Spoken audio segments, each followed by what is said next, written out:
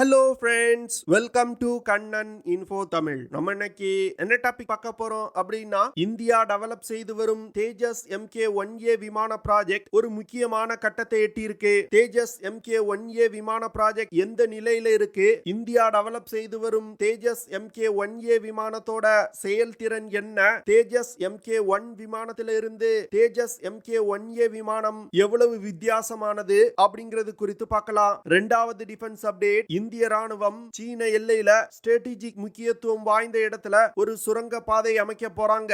இந்த சுரங்க பாதையோட முக்கியத்துவம் என்ன, ஒரு யுத்த நேரத்துல இந்த சுரங்க பாதை இந்தியாவிற்கு எப்படி பயன்படும் அப்படிங்கிறது குறித்து பார்க்கலாம். மூன்றாவது அப்டேட், சமீப காலமா இந்திய ராணுவம் அதிக அளவு ஆர்டிபிஷியல் இன்டெலிஜென்ஸ் மற்றும் குவாண்டம் டெக்னாலஜியை பயன்படுத்த ஆரம்பிச்சிருக்காங்க. இந்தியாவின் இந்த முன்னேற்றம் குறித்து சீனா மற்றும் பாகிஸ்தான் ஊடகங்கள் குறை கூற ஆரம்பிச்சிருக்காங்க. எதற்காக சீனா மற்றும் பாகிஸ்தான் ஊடகங்கள் இந்தியாவின் இந்த முயற்சியை குறை கூறுறாங்க? இந்தியா இது போன்ற தொழில்நுட்பங்களை அதிக அளவுல பயன்படுத்த ஆரம்பிச்சா சீனா மற்றும் பாகிஸ்தானுக்கு என்ன பிரச்சனைகள் ஏற்பட வாய்ப்பு இருக்கு அப்படிங்கிறது குறித்து பார்க்கலாம். நான்காவது அப்டேட், இந்திய ராணுவம் விமானங்கள்ல பயன்படுத்தக்கூடிய பழைய ஏர் டு ஏர் மிசைல்களை பயன்படுத்தி ஒரு ஷார்ட் ரேஞ்ச் ஏர் டிஃபென்ஸ் சிஸ்டத்தை உருவாக்கி இருக்காங்க. அந்த ஏர் டிஃபென்ஸ் சிஸ்டத்தோட செயல்திறன் என்ன, எதற்காக இந்தியா இந்த ஏர் டிஃபென்ஸ் சிஸ்டத்தை உருவாக்கி இருக்காங்க அப்படிங்கிறது குறித்து நம்ம டீடைலா இந்த வீடியோல பார்க்கலாம். நம்ம சேனல்ல டிஃபென்ஸ் ரிலேட்டடா தினம் ஒரு வீடியோ பப்ளிஷ் பண்ணிட்டு இருக்கோம். உங்களுக்கு டிஃபென்ஸ் ரிலேட்டடான செய்திகளை உடனுக்குடன் தெரிஞ்சுக்கிடணும்னா நம்ம சேனலை சப்ஸ்கிரைப் பண்ணி சப்போர்ட் பண்ணுங்க. நீங்க பண்ற ஒவ்வொரு சப்ஸ்கிரிப்ஷனும் எனக்கு அடுத்தடுத்த வீடியோஸ் போடுறதுக்கு ஒரு மோட்டிவேஷனா இருக்கும். முதல் அப்டேட், இந்தியா தேஜஸ் FOC ட்ரெய்னர் அப்படிங்கிற புரோட்டோடைப் விமானத்தை உருவாக்கி வெற்றிகரமா அதனுடைய முதல் பறத்தல நடத்தியிருக்காங்க. இந்த தேஜஸ் FOC ட்ரெய்னர் விமானம் தேஜஸ் MK-1A விமானத்தோட ஒரு prototype. Ministry of defence Tejas FOC trainer விமானத்தோட 10 புரோட்டோடைப்புகளை உருவாக்குவதற்கு ஒப்புதல் கொடுத்திருக்காங்க. இந்த தேஜஸ் FOC ட்ரெய்னர் விமானத்தை பேஸா வச்சுதான் முதல்ல தயாரிக்கப்பட உள்ள 40 தேஜஸ் MK-1A விமானங்கள் உருவாக்கப்பட உள்ளது. அதற்கு பிறகு 30 தாக்குதல் திறன் கொண்ட தேஜஸ் விமானங்களை டெவலப் செய்ய போறாங்க.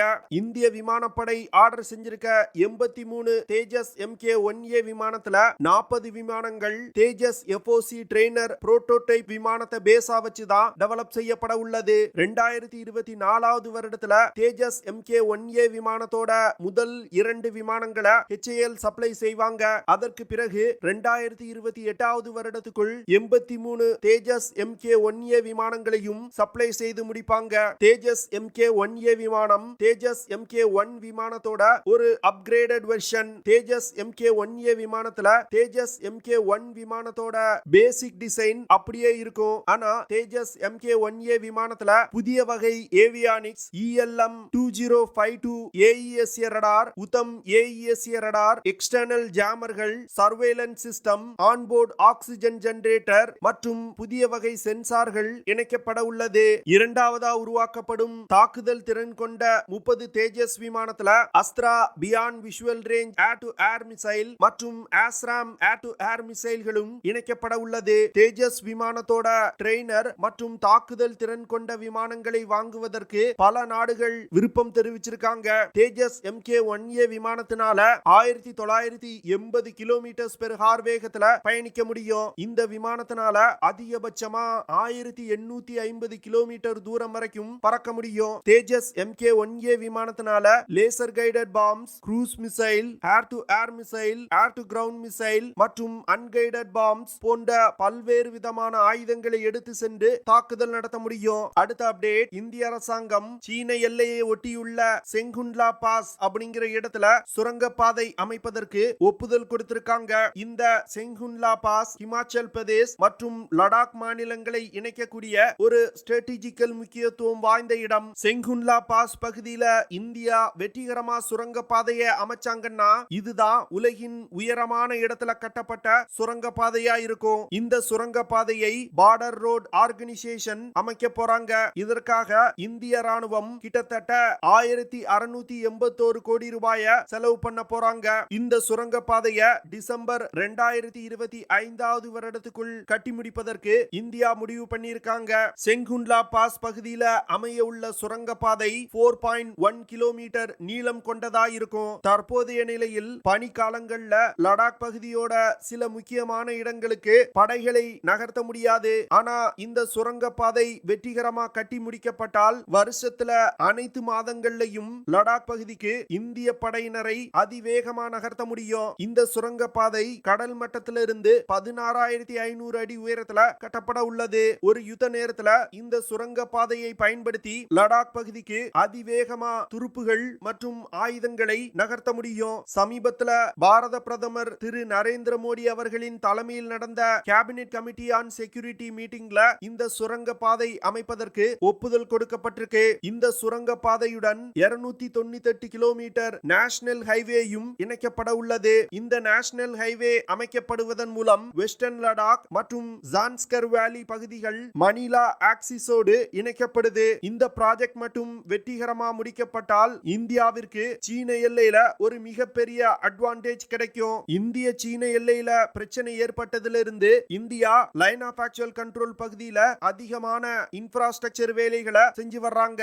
இந்தியா மற்றும் சீனாவுக்கு இடையே லைன் ஆஃப் ஆக்சுவல் கண்ட்ரோல் பகுதியில பிரச்சனை ஏற்பட்டதிலிருந்து இந்தியா மற்றும் சீனாவுக்கு இடையிலான 3488 கிலோமீட்டர் கொண்ட லைன் ஆஃப் ஆக்சுவல் கண்ட்ரோல் பகுதியில இந்தியா தன்னுடைய இன்ஃப்ராஸ்ட்ரக்சர் வேலைகளை அதிகப்படுத்தி இருக்காங்க. குறிப்பா சொல்லணும் அப்படின்னா விமான ஓடுதளங்கள் அமைப்பது, சாலைகள் அமைப்பது, பாலங்கள் கட்டுவது மற்றும் ஹெலிபேடுகளை உருவாக்குவது போன்ற பல வேலைகளை இந்தியா செஞ்சு வந்துகிட்டு இருக்காங்க. இந்த ப்ராஜெக்டுகள் மூலமா ஒரு யுத்த நேரத்துல இந்தியாவால் எல்லைக்கு தன்னுடைய வீரர்கள் மற்றும் ஆயுதங்களை அதிவேகமா நகர்த்த முடியும். அது மட்டும் இல்லாம இந்தியா தற்போதைய நிலையில் 9 சுரங்கப்பாதை வேலைகளை லைன் ஆஃப் ஆக்சுவல் கண்ட்ரோல் பகுதியில செஞ்சு வந்துகிட்டு இருக்காங்க. இதுல மிகவும் முக்கியமானது கடல் மட்டத்திலிருந்து 13,000 அடி உயரத்துல அருணாச்சல் பிரதேஷ் மாநிலம் தவாங் பகுதியில இந்தியா ஒரு சுரங்கப்பாதையை அமைச்சு வர்றாங்க. இந்த ப்ராஜெக்டையும் பார்டர் ரோட் ஆர்கனைசேஷன் தான் கன்ஸ்ட்ரக்ட் செய்து வந்துகிட்டு இருக்காங்க. முந்தைய காலகட்டத்துல சீனா லைன் ஆஃப் ஆக்சுவல் கண்ட்ரோல் பகுதியில அதிக இன்ஃப்ராஸ்ட்ரக்சர் வேலைகளை செஞ்சு வச்சிருந்தாங்க. ஆனா சமீப காலமா இந்தியா செய்த இன்ஃப்ராஸ்ட்ரக்சர் ப்ராஜெக்டுகள் காரணமா சீனாவுக்கு இருந்த அட்வான்டேஜ இந்தியா முறியடிச்சிருக்காங்க. அடுத்த அப்டேட், அமெரிக்காவின் national security adviser Jake Sullivan மற்றும் இந்தியாவின் நேஷனல் செக்யூரிட்டி அட்வைசர் திரு அஜித் தோவால் அவர்கள் வாஷிங்டன்ல சமீபத்துல சந்தித்து பேச்சுவார்த்தை நடத்தினாங்க. இந்த பேச்சுவார்த்தையில quantum technology, artificial intelligence, 5G technology மற்றும் செமிகண்டக்டர் தொழில்நுட்பம் போன்ற பல விஷயங்கள்ல இந்தியாவும் அமெரிக்காவும் இணைந்து பயணிப்பதற்கு முடிவு செய்யப்பட்டிருக்கு. அது மட்டும் இல்லாம இந்தியாவும் அமெரிக்காவும் இணைந்து ஆயுத தயாரிப்பிலையும் ஈடுபட போறாங்க. விண்வெளித்துறை மற்றும் டிஃபென்ஸ் எக்யூப்மெண்ட்ஸ் மேனுஃபேக்சரிங் துறையில இந்தியாவும் அமெரிக்காவும் இணைந்து பல தொழில்நுட்பங்களை டெவலப் செய்ய திட்டமிட்டிருக்காங்க. இந்தியா அமெரிக்காவுடன் இணைந்து வளர்ந்து வரும் தொழில்நுட்பங்களை உருவாக்குறதுனால சீனாவின் வளர்ச்சியை கட்டுப்படுத்த முடியும் அப்படின்னு அமெரிக்கா நினைக்கிறாங்க. இந்தியா மற்றும் அமெரிக்காவுக்கு இடையிலான இந்த கூட்டணி வரும் காலத்துல உலகம் செயல்படக்கூடிய முறையில ஒரு மிகப்பெரிய மாற்றத்தை ஏற்படுத்தும் அப்படின்னு டிஃபென்ஸ் எக்ஸ்பர்ட் சொல்றாங்க. இந்தியா அமெரிக்காவுடன் இணைந்து வளர்ந்து வரும் தொழில்நுட்பங்களை டெவலப் செய்யறது மூலமா சீனாவை ஆசிய பகுதியில எதிர்த்து நிக்க முடியும். அதே வேளையில பாகிஸ்தானை பொறுத்தமட்டில் இந்தியாவை எதிர்ப்பதற்காக சீனாவுடன் அதிகம் நெருக்கம் காட்ட வேண்டிய சூழ்நிலை ஏற்படும். இந்தியா குவாண்டம் டெக்னாலஜியை உருவாக்குறதுக்கு பலவிதமான முயற்சிகளை செய்து வந்துகிட்டு இருக்காங்க. 2021ல இந்திய ராணுவம் மிலிட்டரி காலேஜ் ஆஃப் டெக்னிக்கல் இன்ஜினியரிங்ல குவாண்டம் லெபார்டரியை அமைச்சிருக்காங்க. இந்த குவாண்டம் லெபார்டரி மூலமா யாராலும் இடைமறிக்க முடியாத ஒரு கம்யூனிகேஷன் நெட்வொர்க் சிஸ்டத்தை இந்திய ராணுவம் டெவலப் செய்ய முயற்சி செய்து வந்துகிட்டு இருக்காங்க. இது போன்ற சிஸ்டங்கள் இன்னும் டெவலப்மெண்டல் ஸ்டேஜ்ல தான் இருந்தாலும் குவாண்டம் டெக்னாலஜி டெவலப் செய்யப்பட்டால் தற்போது கம்ப்யூட்டர்கள்ல பயன்படுத்தப்படும் என்கிரிப்டட் கோட்ஸ் அனைத்துமே பயனற்று போய்விடும். இதனால எந்த நாடு குவாண்டம் டெக்னாலஜியை முதல்ல டெவலப் செய்றாங்களோ அந்த நாட்டிற்கு ஒரு மிகப்பெரிய அட்வான்டேஜ் கிடைக்கும். அடுத்து இந்திய ராணுவம் டிஃபென்ஸ் ஆர்டிபிஷியல் இன்டெலிஜென்ஸ் கவுன்சில் அப்படிங்கிற ஒரு அமைப்பை உருவாக்கி இருக்காங்க. இந்த அமைப்போட வேலை ராணுவத்தில் பயன்படுத்தப்படும் ஆயுதங்கள்ல எப்படி ஆர்டிபிஷியல் இன்டெலிஜென்ஸ் தொழில்நுட்பத்தை இணைப்பது அப்படிங்கிறது தான். இந்தியா 75க்கும் மேற்பட்ட ஆயுதங்கள்ல ஆர்டிபிஷியல் இன்டெலிஜென்ஸ் தொழில்நுட்பத்தை இன்னும் கூடிய விரைவில் இணைக்க போறாங்க. ஆர்டிபிஷியல் இன்டெலிஜென்ஸ் மற்றும் குவாண்டம் டெக்னாலஜிகள் இன்னும் இன்னும் டெவலப்மெண்டல் ஸ்டேஜ்ல தான் இருக்கிறதுனால வரும் காலத்துல இந்த தொழில்நுட்பங்கள் டெவலப் செய்யப்படும் பொழுது இந்த தொழில்நுட்பங்களோடு சேர்ந்து சில ஆபத்துகளும் வருவதற்கு வாய்ப்பு இருக்கு. ஆனா முதல்ல ஒரு தொழில்நுட்பம் வரும் பொழுது அனைவருமே அதை குறைதான் சொல்லுவாங்க. ஆனா போக போக அந்த தொழில்நுட்பத்தோட பலன் கிடைக்க ஆரம்பித்தவுடன் அனைவருமே பயன்படுத்த ஆரம்பிப்பாங்க.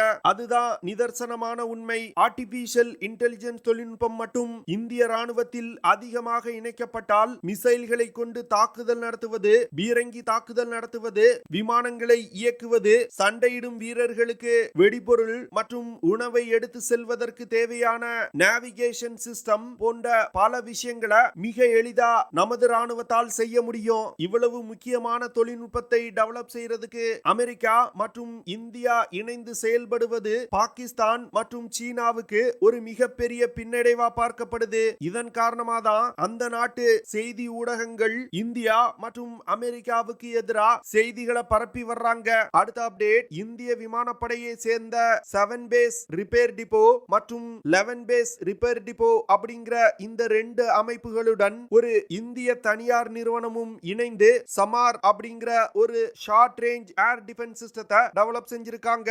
இந்த ஷார்ட் ரேஞ்ச் ஏர் டிஃபென்ஸ் சிஸ்டங்கள் இந்திய விமானப்படையால் ரஷ்யாவிடம் இருந்து வாங்கப்பட்ட R-73 ஏர் டு ஏர் மிசைல்களை பயன்படுத்தி உருவாக்கியிருக்காங்க. இந்த R-73 ஏர் டு ஏர் மிசைல்கள் பல வருடங்களுக்கு முன்பு இந்திய விமானப்படைக்காக வாங்கப்பட்டது. இந்த ஏர் டு ஏர் மிசைல்களோட ஷெல்ஃப் லைஃப் முடிவடைந்து விட்டது. அதனால இந்த ஏர் டு ஏர் மிசைல்களை தாக்குதல்களுக்கு இந்திய விமானப்படை பயன்படுத்தாது. இதை வீணடிக்காமல் R-73E மிசைல்களை பயன்படுத்தி ஒரு ஏர் டிஃபென்ஸ் சிஸ்டத்தை உருவாக்கி இருக்காங்க. இந்த ஏர் டிஃபென்ஸ் சிஸ்டத்துல பயன்படுத்தப்படும் R-73 air to air missile ஒரு infrared guided air to air missile. இந்த மிசைல தரையில் இருந்து வான் இலக்குகளை தாக்கக்கூடிய ஒரு ஏர் டிஃபென்ஸ் சிஸ்டமா மாற்றி அமைச்சிருக்காங்க.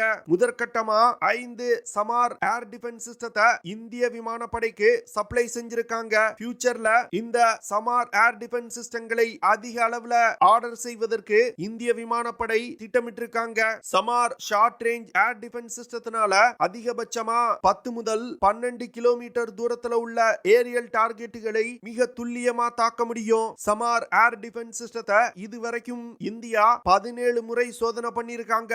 இந்த 17 முறையிலையும் இந்த ஏர் டிஃபென்ஸ் சிஸ்டம் மிக சிறப்பா செயல்பட்டிருக்கு. இதன் காரணமாக தான் இந்திய விமானப்படையில் இந்த சமார் ஏர் டிஃபென்ஸ் சிஸ்டங்கள் இணைக்கப்பட உள்ளது. ஓகே ஃப்ரெண்ட்ஸ், நம்ம வீடியோவோட நிறைவு பகுதிக்கு வந்துட்டோம். இதெல்லாம் தான் நான் உங்ககிட்ட ஷேர் பண்ணணும் அப்படின்னு நினைச்ச விஷயங்கள். ஐ ஹோப் நான் ஷேர் பண்ண விஷயங்கள் உங்களுக்கு பிடிச்சிருக்கும்னு நினைக்கிறேன். அப்படி பிடிச்சிருந்துச்சுன்னா ஷேர் பண்ணுங்க, லைக் பண்ணுங்க, கமெண்ட் பண்ணுங்க. மறக்காம நம்ம சேனலுக்கு சப்ஸ்கிரைப் பண்ணுங்க. அப்படியே அந்த பெல் நோட்டிபிகேஷனை கிளிக் பண்ணி ஆல்ங்கிற ஆப்ஷனை எனேபிள் பண்ணிக்கங்க. See you in the next video. Jai Hind.